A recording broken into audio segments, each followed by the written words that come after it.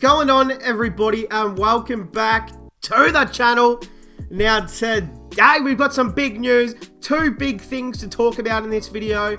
Normally I would do separate videos for something like this, but the Ashes is on and I kind of want to, record this video in one, and then go back to watch the Ashes. So, hey, we've got the squad of India, tour to South Africa. Of course, they will play 3 test matches in 3 ODIs, I believe it is. I know that the test matches are up first, so that's, of course we want to know about test cricket, but we've got the squad. It's the test squad only, so we're going to go through it, but we've also got to go through the big news of Virat Kohli handing over ODI captaincy to Rohit Sharma, where we'll do that in the second part of this video. So yeah, I was going to make a second video on it, but I'm like, we'll just do it in the same video. Who cares? All right. The squad. Virat Kohli, obviously skipper. Sharma, obvious.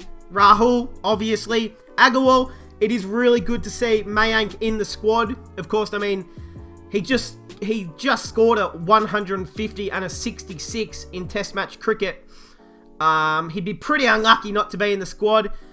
Unfortunately, I don't think he will get a game. I mean, he doesn't play in front of Sharma or Rahul. He doesn't play in front of Kohli, obviously. I would like to see him maybe get a spot down the order. I think he's way too class of a batsman not to be in the best 11. If Pujara or Rahane, have a really bad first test match, I'd bring Agarwal straight in at number 3 or 4. Wouldn't even care. Again, Pujara's in the squad. He needs some runs. Rahane's in the squad. Who knows if he'll play? But he is good backup to have in a squad. Shreyas Iyer, of course, is coming off a debut ton. I mean, obviously, he's probably taken Rahane's spot now. So we'll see where they go, the selectors, for the first test. Will it be Iyer or Rahane? We'll have to find out. Vihari's in there. Rishabh Pant is the keeper. Riddhiman Saha, more as a backup wicket keeper, I would have thought. Ashwin's in there. Jayant Yadav is in there. Ishant Sharma's in there. Mohammad Shami's in there. Umesh Yadav is in there. Bumrah, Lord Shardul Thakur, and Mohammad Siraj. So, look, a really balanced squad. There's nothing too surprising. There's nothing too big to talk about in this squad. I mean, no Prithvi Shaw, no Shubman Gill. You probably didn't expect them to be in the squad due to how many openers India have, but, I guess they're notable outs. Obviously, no Shikhar Dhawan. I'm trying to think, what are the other big names that aren't in this squad? Oh, no Axar Patel, I just realised that. Obviously, he's more suited to Indian conditions. And they've only got the 2 spinners. I do realise there is no Ravindra Jadeja. I believe he's got like a torn tendon. So he's going to, get surgery on that for the next 2 months, I think it is. So he's not here. But they're only going with the 2 spinners of Ashwin, Jayant, and Yadav. Obviously, South Africa isn't a notable place for spin. It's more of the frontline pacemen. I mean, when you have a country that has had Dale Steyn, Morne Morkel, Rabada, Nordici, in recent memories, I mean, Philander, they've had some of the great fast bowlers within the last decade, 20, 30 years. So, obviously it's a pretty pace-friendly place in South Africa, plenty of swing. And it's going to come great for Sharma, Shami, Yadav, Bumrah, even Thakur if he gets a crack, Siraj. So you should be excited for this tour. We've got the standby players of Navdeep Saini, Saurabh Kumar, Deepak Chahar, and Azran Nagaswala. We're going to go into some of the comments here. Someone is saying, who is Saurabh? I think I've seen him. He plays for, everyone's asking who he is. He played for Sunrisers this year, didn't he? Didn't he play for So no, everyone's asking, where's Avesh Khan? No Prasid Krishna. Okay. Ishan Porel. I mean, he's probably not someone you bring in just yet. Okay, so that's... Alright, hold on. Let's go on the comments on the main post. Here we go. So what's everyone saying? No, don't... Well, obviously no Dhoni. Vihari. So people are happy that Vihari's back in there. Nice. I'm happy. Okay.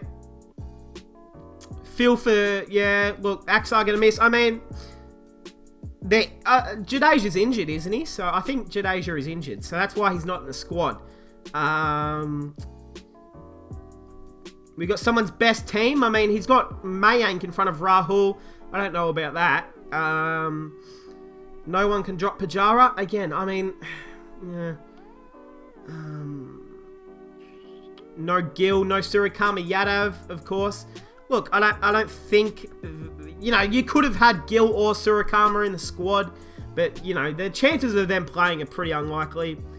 Jayant Yadav picks... okay, so they're going with a bit of different. I like it. You know, I like giving Jayant Yadav the opportunity to kind of, you know, tune up and be a part of the squad. I thought he played really well in that test match against the Kiwis just a week ago. But now we're going to jump into some even more bigger news. We've got the All India Senior Selection Committee. I don't even know who that is. Also decided to name Mr. Rohit Sharma as the captain of the ODI and obviously the T20 teams going forward. So firstly, congratulations to the man, Rohit Sharma, the hitman. I mean, he's led an IPL franchise to 5 goddamn titles.